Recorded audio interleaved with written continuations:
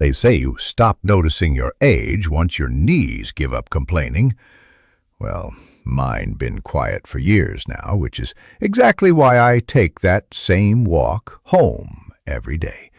Same street, same people, same three pigeons fighting over the same crusty piece of bread outside Mr. Kammel's corner store. I wasn't doing anything special that day, just coming back from the rec center. I'd spent the morning teaching chess to a group of kids who still think patience is an app on their phone. You ever try to explain strategy to a 10-year-old with 2 brain cells left after TikTok? Lord help me, I do it anyway. 'Cause somebody got to. I was halfway down Maple and Ninth, holding a chessboard under one arm and a little brown paper bag with 2 bananas in the other. One for me, one for the kid who beat me fair and square. That banana had meaning, man. That was victory. And then I heard it. Hey!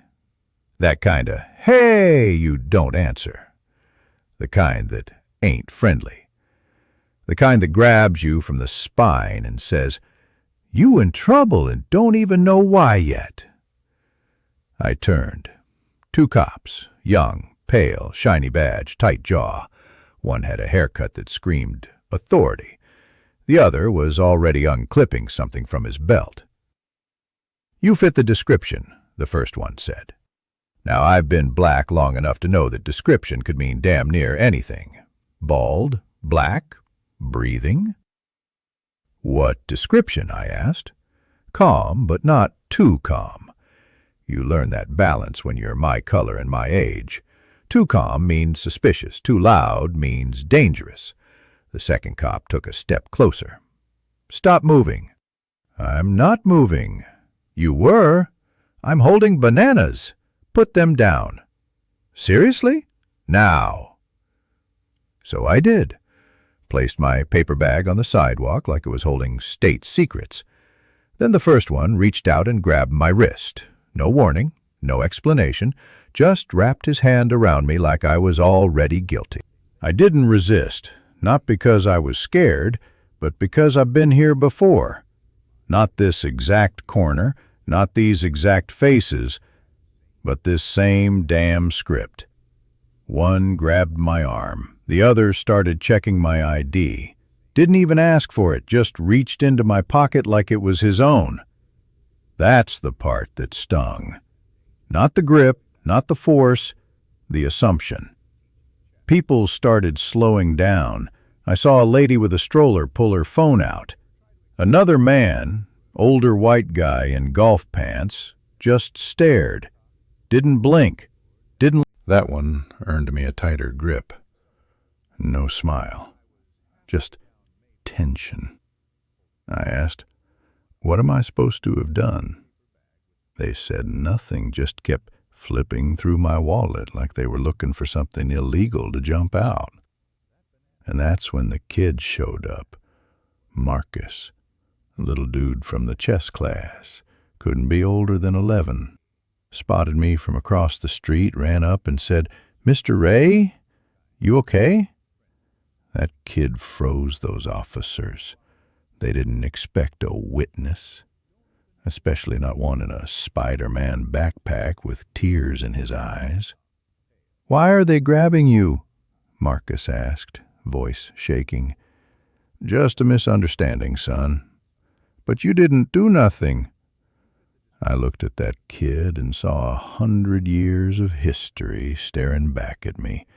History I'd walked through. History they were just starting to teach him about, and he was watching it live. Eventually, one cop stepped back, the other let go of my wrist. No apology, just that blank look, like maybe, just maybe, they weren't sure anymore. "You're free to go." I didn't say thank you. They didn't say sorry. I picked up my bananas, held the board under my arm, turned to Marcus and said, "Come on, let's get you a juice." We walked away. Me, an old black man with a bruised wrist, him, a kid who just learned something about America they don't teach in schools. But what he did next, that's the part that changed everything. That was just the beginning. What happened next? It didn't just silence the block. It shook the whole town.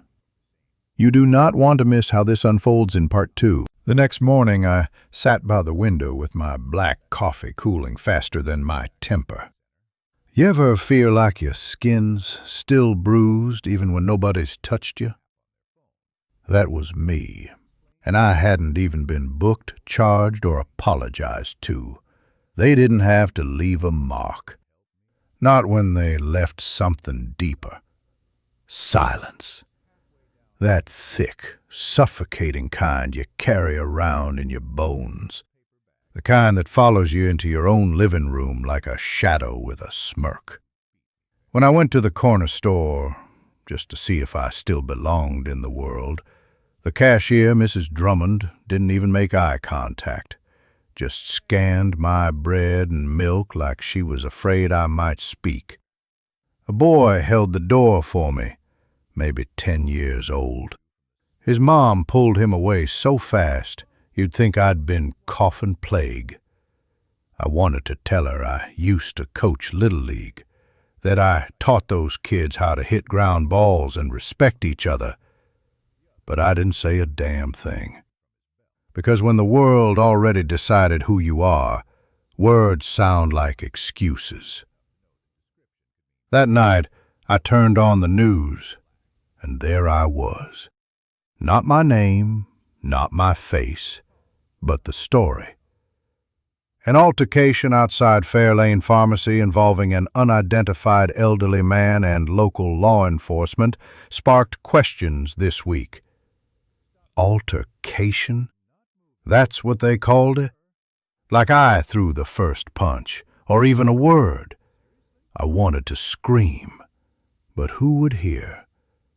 Instead, I reached for the one thing that still made sense. My journal. Pages filled with stories no one asked to read. I flipped to a blank page, stared at it for what felt like a lifetime, then wrote 3 words. I was invisible. Next day, I tried calling Officer Ramirez. He was the one who kept his hand near his taser while his partner read me like a rap sheet. I figured maybe, just maybe, I could explain, reason with him, remind him I'm not a threat. I'm a man, a grandfather, a neighbor. Voicemail. Of course. So I tried the pharmacy. Thought maybe that security guard, the one who decided to grab my arm like I was shoplifting morality, might have had a moment to reflect. He hadn't. Sir, we've reviewed footage. There was confusion. You matched a description. We regret any inconvenience. Inconvenience? They spoke like I was a delayed package, like my dignity was lost in shipping and someone would get back to me in 3 to 5 business days. It was Thursday when the knock came. Not loud, not urgent, but when you've been holding your breath for days, even a soft knock sounds like thunder. It was Maya. 16, maybe. I posted this on my story, Maya said. They took it down. Twice. Said it violated terms. But I saved it. I watched it again. And again. Not to relive it, but to remember how it really looked, not how they told it. Then Maya said something that froze me harder than that cold sidewalk. My little brother saw it happen. He asked me why they did that to you. He asked if it would happen to our grandpa too. I couldn't answer her, but I knew then I wasn't writing this chapter for myself anymore. The phone calls came slow at first. My nephew from Chicago. Uncle Harold, I heard something went down. My neighbor, Ms. Ruth, I told the church what happened. They want to pray on it. But the real shift happened on Friday. I walked into the senior center like I had 100 times before. The room went quiet. Not that kind of silence filled with suspicion, but the kind that listens. "Mr. James," one of the program coordinators said, "we saw the footage. If you're willing, we'd like you to speak next week about what happened." I almost said no. I almost said, "Ain't nobody listened to me in 74 years. Why now?" But I didn't. I said yes. Not because I had answers, but because for once, they were asking the questions. We're on the edge of something powerful. What happens next changes more than one life. It shakes the entire room. Stay with us. You do not want to miss the moment when silence finally breaks. In Time's sidewalk. The next morning, I ironed the same shirt. Yep, the same one. Dust marks still faint on the hem. A wrinkle near the ribs where that officer pressed me back with his hand. I didn't smooth it out. I wanted it there. Like a fingerprint on fabric. At 7:43 a.m., I was back at the school fence. Not inside, not trying to volunteer, not dropping off a backpack, just standing. Hat in one hand, folder in the other. Same street, different silence. Parents walked past slower than usual. Some nodded, some didn't, but no one said a thing. Funny how folks get quiet when the truth's close enough to touch. At 8:02 a.m., I opened the folder, pulled out 3 copies of the letter I wrote, pasted one to the fence, left one in the office, gave the last one to Miss Daniels, who didn't say anything when she took it. Her eyes said enough. That letter? It wasn't a complaint. It was a testimony. I wrote about what happened, not with rage, not with fire, but with clarity, with memory sharpened by a lifetime of being dismissed. I wrote about how easy it is to be reduced to a description, about how a lifetime of service can vanish with one sideways glance, about how every time this happens, a generation of kids sees it and learns exactly how much their dignity is worth. And then I walked away. But the story didn't. By noon, a parent had snapped a photo of my letter, posted it online. Just a picture, no caption. But that letter, it didn't need one. By 4 p.m., it had been shared 38,000 times.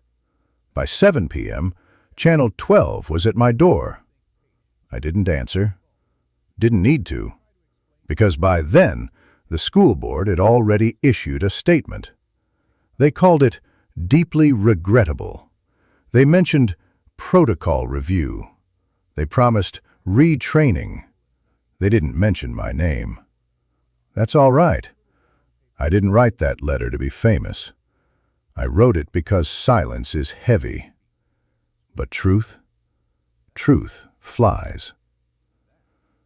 The next week, I went to the town hall meeting.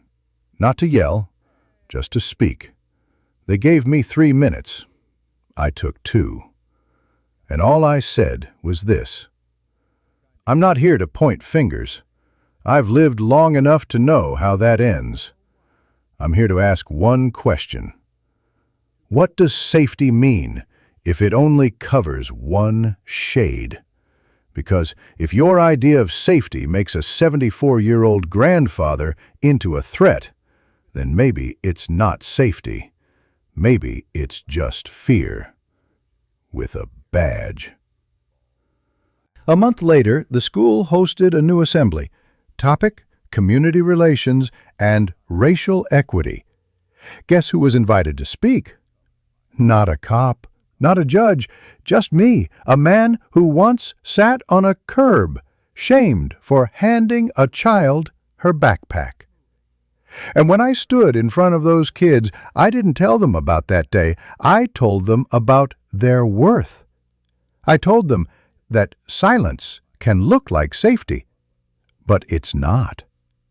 That justice starts not with shouting, but with seeing. that their voice, no matter how small, is enough to shake stone buildings. And when I looked at my granddaughter sitting in the front row, I saw something in her eyes. Not fear, not confusion, but pride. They didn't give me a medal, didn't rename a street, but now, every time I pass that fence, they nod, they stop, they remember. Not because I raised my fist, but because one time I didn't lower my voice. Sometimes dignity wears no armor. Sometimes it walks with a cane. But when truth stands up, even in old shoes, the world has no choice but to sit down and listen. They say you stop noticing your age once your knees give up complaining. Well, mine been quiet for years now, which is exactly why I take that same walk home every day. Same street, same people, same 3 pigeons fighting over the same crusty piece of bread outside Mr. Kammel's corner store. I wasn't doing anything special that day, just coming back from the rec center. I'd spent the morning teaching chess to a group of kids who still think patience is an app on their phone. You ever try to explain strategy to a 10-year-old with 2 brain cells left after TikTok? Lord help me, I do it anyway, 'cause somebody got to. I was halfway down Maple and 9th, holding a chessboard under one arm and a little brown paper bag with 2 bananas in the other. One for me, one for the kid who beat me fair and square. That banana had meaning, man. That was victory. And then I heard it. Hey! That kinda, hey, you don't answer. The kind that ain't friendly. The kind that grabs you from the spine and says, "You in trouble and don't even know why yet." I turned. 2 cops, young, pale, shiny badge, tight jaw. One had a haircut that screamed authority. The other was already unclipping something from his belt. "You fit the description," the first one said. Now, I've been black long enough to know that description could mean damn near anything. Bald, black, breathing. "What description?" I asked. Calm, but not too calm. You learn that balance when you're my color and my age. Too calm means suspicious. Too loud means dangerous. The second cop took a step closer. "Stop moving." "I'm not moving." "You were." "I'm holding bananas." "Put them down." "Seriously?" "Now." So I did. Placed my paper bag on the sidewalk like it was holding state secrets. Then the first one reached out and grabbed my wrist. No warning, no explanation, just wrapped his hand around me like I was already guilty.